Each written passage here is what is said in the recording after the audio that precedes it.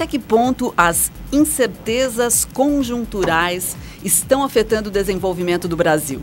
A expressão é da presidente Dilma Rousseff, que recentemente fez um apelo a empresários do setor da construção para que os investimentos no país não sejam afetados pelos desafios que o país enfrenta. Em meio à CPI que investiga a corrupção na Petrobras, a desaceleração da economia e manifestações populares que trazem de volta o termo impeachment, queremos saber, afinal, qual é a gravidade da crise política, institucional e econômica brasileira.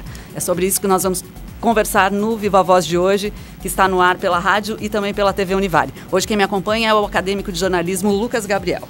Boa tarde, Lisa. Boa tarde a você de casa curtindo Viva Voz aqui pela rádio e pela TV Univale. Lembrando que se você tem alguma dica, tem algum tema, alguma dúvida que você quer esclarecer, fique à vontade, a gente pode entrar em contato com a gente, que a gente vai atrás de alguém para esclarecer suas dúvidas. Então mande um e-mail para vivavozunivale@hotmail.com. Também tem o Facebook, facebook.com/vivavozunivale e no Twitter o @vivavozunivale. Fique à vontade para entrar em contato conosco. Para falar sobre a política brasileira, nós convidamos mais uma vez o professor Flávio Ramos, professor que é coordenador do programa de mestrado em gestão de políticas públicas aqui da Univale, a quem a gente já agradece a participação de novo aqui no programa. Professor, bem-vindo. Oi, Lisa. Oi, Lucas. Prazer estar de volta. Queremos entender um pouco melhor, precisamos da sua ajuda para entender um pouco melhor esse cenário da política brasileira. Eu vou citar um dado que está bem disponível aí na mídia, na internet em geral. 1 milhão de pessoas têm confirmado presença em atos pelo impeachment da presidente Dilma, isso especialmente nas redes sociais. Isso está circulando já há algum tempo. O que levou a tanta insatisfação, professor? Como é que você avalia esse momento em que essas manifestações parecem se intensificar? Bom, Lisa, são vários os aspectos a serem considerados. O primeiro deles é que Dilma encontra-se fragilizada no exercício do poder, sofre críticas de diversos segmentos da sociedade, da oposição e também, todo mundo sabe disso, da própria base de apoio parlamentar. Isso fez com que a presidente ficasse um pouco acuada. Há muitas divisões internas no governo federal. Os articuladores políticos não me parecem qualificados para a articulação política. E Dilma escolheu muito mal os ministros de Estado. Na verdade, são 39 ministros. Ninguém consegue administrar nem uma empresa da esquina com 39 subordinados diretos. Imagina aqui na Univale. Nosso reitor tem 3 vice-reitores. Imagina o professor Mário César com 39 vice-reitores. Não há como gerenciar nada com esse número excessivo de ministros de Estado. Além disso, as escolhas da Dilma, em grande parte, não foram de pessoas qualificadas para o cargo. Nós temos ministros que deixam a desejar do ponto de vista intelectual, do ponto de vista da gestão, do conhecimento técnico, enfim, são vários os fatores. Mas o principal deles, não falei ainda, pelo menos o que eu acho, né, é que Dilma incorporou a agenda do seu opositor, do seu oponente nas eleições presidenciais. A agenda econômica do governo Dilma, neste momento, é a agenda que o Aécio propunha, ou propôs, perdão, né? Quer dizer, então, é uma coisa meio contraditória, conflituosa. Isso fez com que a sociedade, de uma maneira geral, não compreendesse ou não está compreendendo bem essas iniciativas. São contraditórias por natureza. Então, nós temos um quadro de dificuldades para o presidente. Ela encontra-se, eu diria, não só acuada, mas assustada. Ela sofre crítica de todos os lados. E essa fragilidade do ponto de vista do exercício do poder é preocupante. Professor, já vou aproveitar aqui e puxar o assunto, então. Tu acha que ela está sabendo lidar bem com isso ou não? Acho que ela ainda está realmente muito perdida. Eu acredito que a Dilma não esteja sabendo lidar com isso e nem o próprio... Estou até falando das críticas poder, mesmo, né? sabe? Tá, em relação às críticas. O posicionamento dela tanto quanto ao gerenciar o governo e também gerenciar as críticas da população, sabe? É difícil você compreender exatamente a posição da Dilma, porque ela saiu do cenário político. Ela fez uma declaração pública agora no domingo, foi questionada inclusive pelo próprio conteúdo do discurso, não falo nem desse panelaço, essa coisa toda, mas a Dilma, ela se ausentou do debate político. E isso fez com que ela tivesse uma série de dificuldades nesse início de governo do segundo mandato na relação com o parlamento brasileiro. Então nós não temos interlocutores hoje no governo federal. Pepe Vargas me parece uma pessoa inexperiente para a responsabilidade que ele tem. Aloysio Mercadante, chefe da Casa Civil, é uma pessoa que muita gente não gosta, um pouquinho dizem, né? Um pouco pernóstico, um pouco pedante, nem o próprio Lula. Lula não gosta do Mercadante. Lula tem horror ao Mercadante. Enfim, então são duas figuras de ponta, figuras-chave, ou deveriam ser, que não estão conseguindo desempenhar o papel básico, que é essa articulação com o Congresso. Então desfez-se essa conexão entre o Executivo e o Legislativo. Sem essa interlocução, sem essa conexão, que é fundamental no regime presidencialista, nós temos os deputados, os senadores em pé de guerra contra o governo federal, inclusive membros da base aliada. Não foi por acaso que o Renan Calheiros teve um chilique na semana passada, retrasada, não me lembro bem, quando devolveu o MP. Quer dizer, foi uma sinalização de que o Congresso não está afinado com as ações, com as intenções do Palácio do Planalto. Agora, professor, voltando lá ao resultado das eleições, né? E me parece que a partir dali, com, vamos dizer, o bom desempenho do principal opositor da presidente Dilma, o Aécio Neves, aquilo fez surgir uma nova oposição aí ao governo, e a partir dali passou-se a levantar a discussão, e o termo impeachment veio à tona e foi ganhando força. Depois, lógico, o escândalo da Petrobras, isso tudo foi alimentando essa ideia, né? Queria, então, a sua visão, queria uma explicação melhor para todos nós do conceito de impeachment. Primeiro porque o que me parece é que a discussão que se dá nas redes sociais, é uma discussão sem compromisso e sem uma percepção clara do que seria isso, né? Então, o impeachment é um termo que é possível, é, na verdade, uma ação possível, e o que seria o impeachment? Lisa, apesar das críticas a Dilma, eu considero esse tema, esse discurso envolvendo o impeachment, uma aventura inconsequente, eu diria até irresponsável. O processo de impedimento de um presidente ao exercício do poder é algo traumático para as instituições brasileiras. Acredito que não seja prudente nós, neste momento, pelo menos neste momento, levantarmos a hipótese de um impedimento do impeachment, que é coordenado, evidentemente, pelo Congresso Nacional. Então, nós podemos ter diversas críticas com relação ao presidente da República, que ela é antipática, que ela é isso, que ela é aquilo, mas nada disso justifica, neste momento, um processo de impedimento, na minha opinião. É uma aventura. O que aconteceu com Collor foi diferente. Collor não tinha base de apoio nenhum, nem no Congresso, nem na sociedade, e, consequentemente, o processo foi, embora traumático, algo que fluiu com alguma normalidade, eu diria. Não é o caso da Dilma. Apesar de, digamos assim, de algumas... do estilo de gestão dela, das decisões, da postura dela com relação ao diálogo, tudo isso pode ser criticado. Mas eu eu diria que seria muito imprudente por parte da sociedade levantar esse aspecto. Vamos continuar com as críticas, eu acho que a democracia pressupõe isso, o diálogo, o contraditório, mas o impeachment, nesse momento, me parece uma irresponsabilidade. Professor, eu vou aproveitar e complementar a pergunta da Lisa. E, na sua opinião, as pessoas têm noção do que é impeachment ou do que isso pode gerar, esse ato? O impeachment é sempre um processo traumático, sempre. Nós teríamos um desgaste muito grande das relações entre o Poder Executivo, o Legislativo e a relação com a própria sociedade. E isso, do meu ponto de vista, traria algum tipo de instabilidade institucional muito forte. Nós vivemos um momento difícil do ponto de vista da economia e se esse processo for desencadeado por um motivo ou por outro, não vejo nenhum instrumento hoje, neste momento, que possa legitimar a abertura desse processo pelo Parlamento brasileiro. Insisto, neste momento.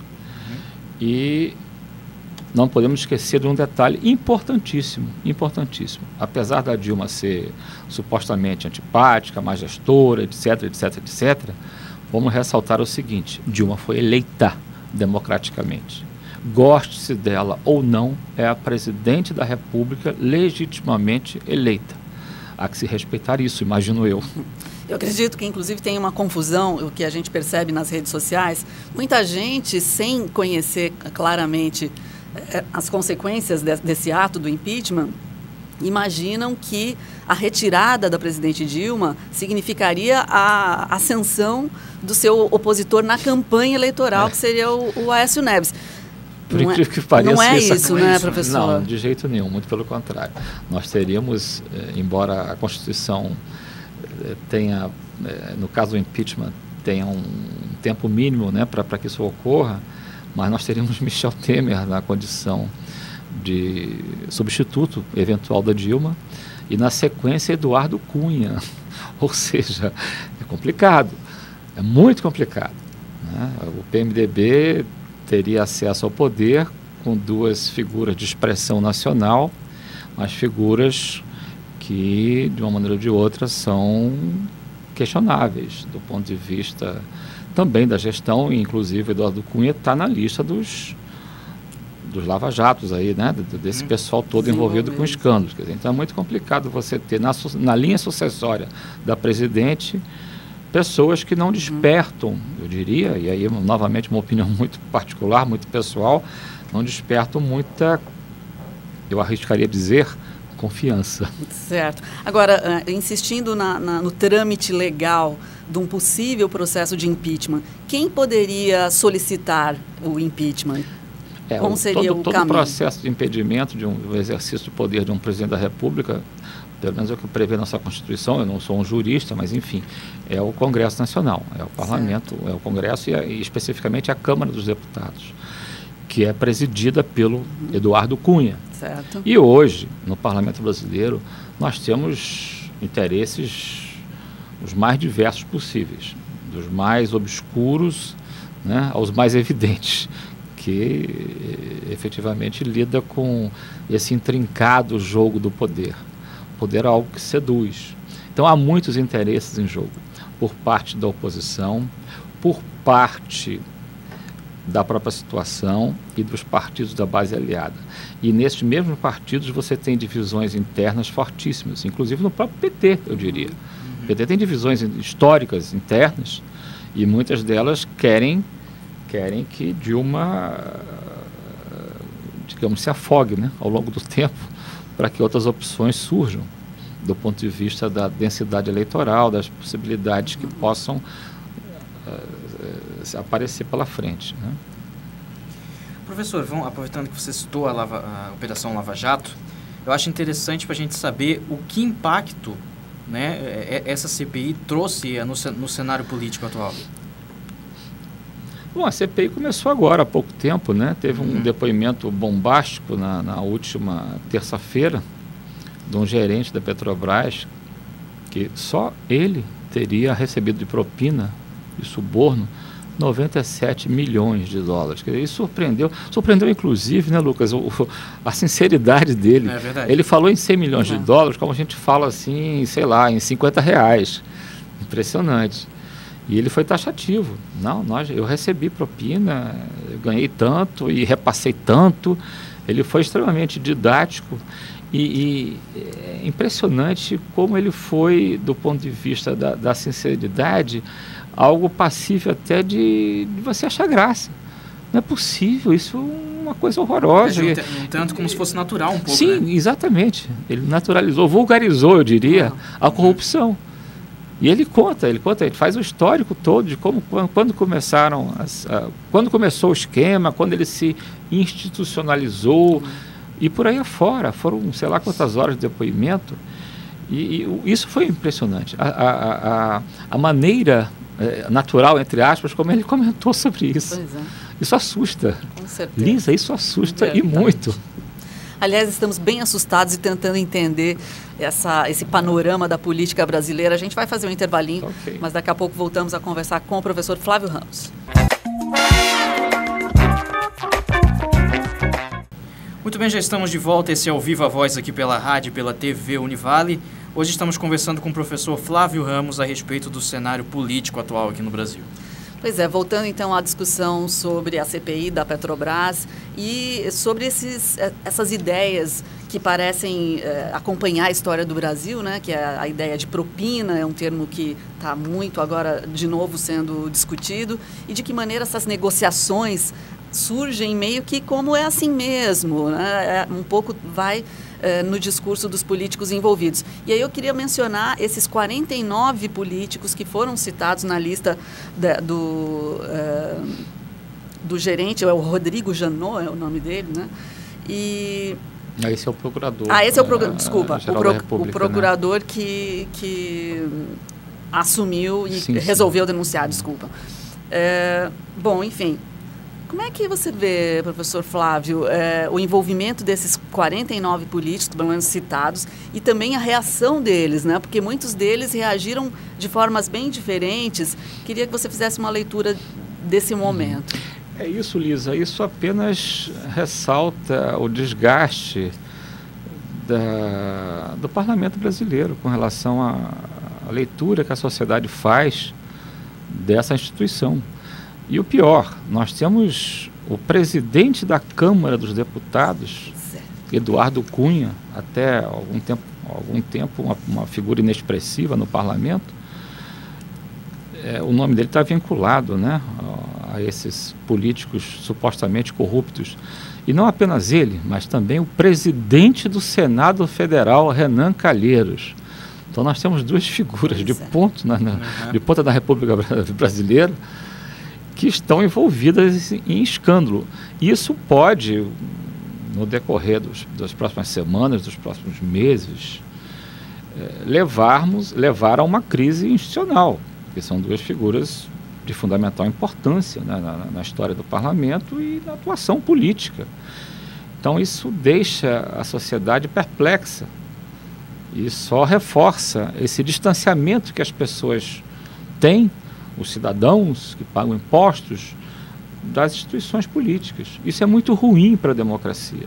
Claro. Agora, professor, esses políticos não deveriam ser afastados enquanto essa questão não fosse solucionada? Porque a discussão que eu acompanhei ontem, por exemplo, era que alguns políticos envolvidos estavam sendo chamados para compor a própria CPI que vai investigá-los. Então...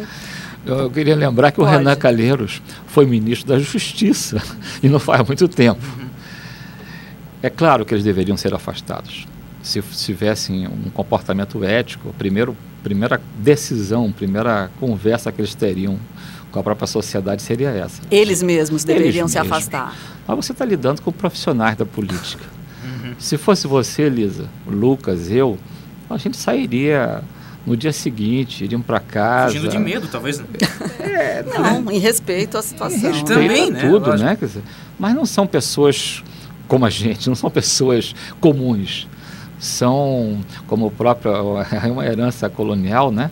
Como é que nós chamamos os nossos parlamentares de ilustres deputados? Como é que se chama? Eu me esqueci agora. Qual é o termo que as pessoas se tratam no parlamento? De nobres. Nobres. Então, Lisa, você não é nobre. Lucas, você não é nobre. Eu não sou nobre. Nós não somos nobres. Então, eles estão no estágio, imaginam eles, né? Um estágio acima da sociedade, imunes a qualquer tipo de... Tanto é que você já observou as justificativas dessas pessoas, desses parlamentares? Imagina isso. Ficam indignados. São verdadeiros cara de pau.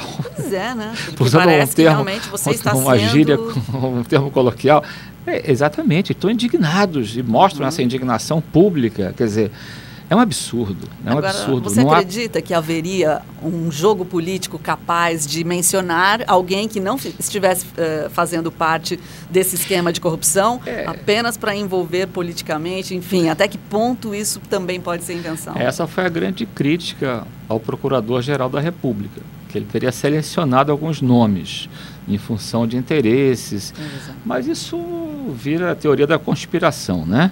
Inclusive a reação do Renan Calheiros, quando ele devolveu a MP, é que ele já sabia de antemão que seria um dos nomes da lista. Isso, ele devolveu a MP, se eu não me engano, numa terça ou numa quarta-feira, e no sábado, num jantar com o Michel Temer já tinha comunicado para ele. E na segunda-feira da semana passada, ele tinha um jantar com a Dilma e 2 horas antes, a assessoria dele ligou para o presidente da República dizendo que ele não iria. Enfim, Renan acredita, acreditamos que sim, né, que o Palácio do Planalto influenciou o Procurador-Geral da República para colocar o nome dos dois para enfraquecer o Congresso e, evidentemente, como consequência, fortalecer o Executivo. Só que isso não colou muito bem, porque tem nomes do PT também.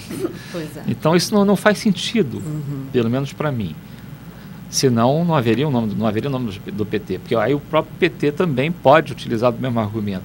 Então é uma confusão só. Eu registraria o seguinte: há um conjunto e uma diversidade de interesses muito grande no parlamento brasileiro, no jogo do poder. É um jogo que nós, simples mortais, aqui do lado de fora, nós não conseguimos nem imaginar o que ocorre em termos de negociações, de arranjos, de conchavos. É um jogo muito pesado, é um jogo para profissionais. Por isso que eu digo, eu acho ótimo o ativismo digital, essa coisa toda das manifestações, resguardando, claro, a imprudência do impeachment. Acredito que seja uma aventura muito grande. Tá? Acho o ativismo digital muito grande, as pessoas se mobilizando. Acho que as manifestações, seja de que lado forem, são importantes. Mas somos amadores jogando com profissionais. Pois é, não então E não é um jogo. O Tom Jobim dizia isso. O Brasil não é um país para amadores, é coisa de profissional. E no jogo do poder isso fica muito flagrante. Mas a gente não pesca, nem a mídia, não pesca nem a metade do que acontece nos bastidores do parlamento brasileiro, infelizmente. Eu sou uma pessoa que defende as instituições, que gostaria que elas ficassem fortalecidas, defendo os partidos políticos, enfim. Mas sou obrigado a admitir, a coisa está muito complicada. Professor, aproveitando que você citou a mídia, você acha que os meios de comunicação, eles conseguem exercer alguma influência no cenário político ou não? Eles simplesmente só noticiam, só acompanham? Conseguem. A mídia hoje a mídia tem um poder impressionante, não resta dúvida nenhuma.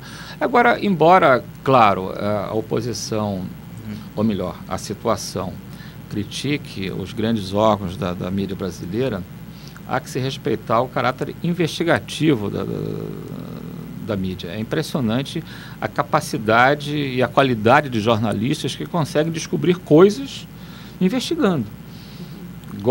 É claro que a investigação é seletiva, lógico. Você tem revistas de grande circulação nacional que tem uma postura parcial. Mas, independente disso, é uma mídia investigativa que denuncia coisas que estão acontecendo. Eu não posso...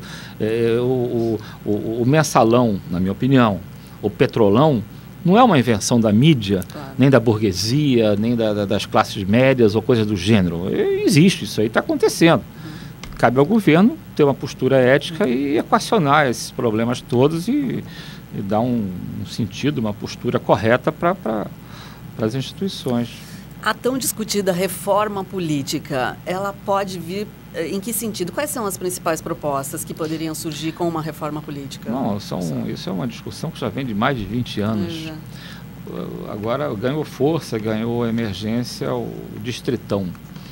Eu particularmente não acho uma boa ideia, mas é uma opinião também muito particular. Pode explicar É uma pra leitura que eu faço.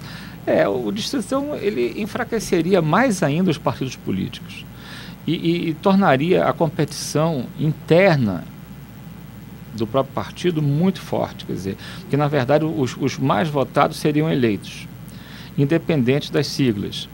Então isso vai gerar digamos assim, uma guerra interna nos partidos muito forte. E independente da sigla, os mais votados serão eleitos. Isso causaria de imediato o enfraquecimento ainda mais acentuado dos partidos políticos. É claro que nossas siglas, elas também têm um número impressionante, não haveria necessidade de nós termos, sei lá, quantos partidos. Os ministérios são 39. Os partidos, eu me esqueci o número agora, mas é um número exagerado. Acho que o Brasil, tem mais, né? Eu acho que o Brasil... Lisa, se você fosse, por exemplo, eleita presidente da República, ou presidenta, se você preferir, tá? Sei lá, o que eu poderia, se eu pudesse sugerir alguma coisa, já que nós nos conhecemos, né? Lisa, componha seu ministério com 10 nomes, assim, de expressão. 10 craques, assim, daqueles, né? Nota 10. E pronto. E você faria um governo tranquilo. O próprio Congresso iria legitimar suas decisões. Você foi eleita pelo povo, democraticamente. Mas o Brasil não pode conviver com 39 ministérios. Não pode. O convite com 10, 12 ministérios está mais do que bom. Depois cria lá uma secretaria, sei lá o quê, se quiser agradar todo mundo. Mas é o negócio, o presidencialismo de coalizão pressupõe isso. Esses conchavos, esse arranjo, toma lá da cá, né? E partidos políticos, sei lá, eu acho que 10 conseguiriam, assim, contemplar. Eu não falaria em ideologias políticas hoje, embora eu ainda acredite nelas, tá? Mas eu acho que você contemplaria o arco, né, da sociedade, da direita à esquerda. Sei que a gente pode falar ainda em esquerda e em direita, mas enfim, você contemplaria, teria um partido conservador, um partido liberal, um partido de centro, um social-democrata, um socialista, e deixa lá também um partido de extrema esquerda para fazer o jogo ficar mais colorido, né? E pronto, para que mais do que isso? Professor, a gente está indo para o finalzinho, alguns segundos. Temos agora uma data que está sendo muito divulgada, dia 15, está sendo prometida uma grande manifestação. Quais são as suas expectativas? O que você espera desse momento? Não sei, Lisa, não sei porque esses movimentos pela internet, o ativismo digital, as redes sociais, a gente não consegue mensurar nem quantificar o tamanho desse movimento. Há estudos, né, dos cliques que as pessoas dão, né? Gostei, sei lá o quê, essa coisa toda.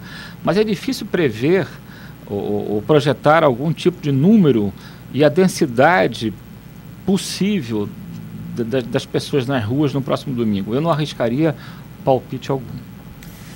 A gente quer agradecer mais uma vez a sua presença aqui. Esse foi o professor Flávio Ramos, do Programa de Mestrado em Gestão de Políticas Públicas aqui da Univale. Obrigada, professor. A gente ficou meio apavorado com essa entrevista, mas vamos ver o que vai acontecer. Já para ficar mesmo.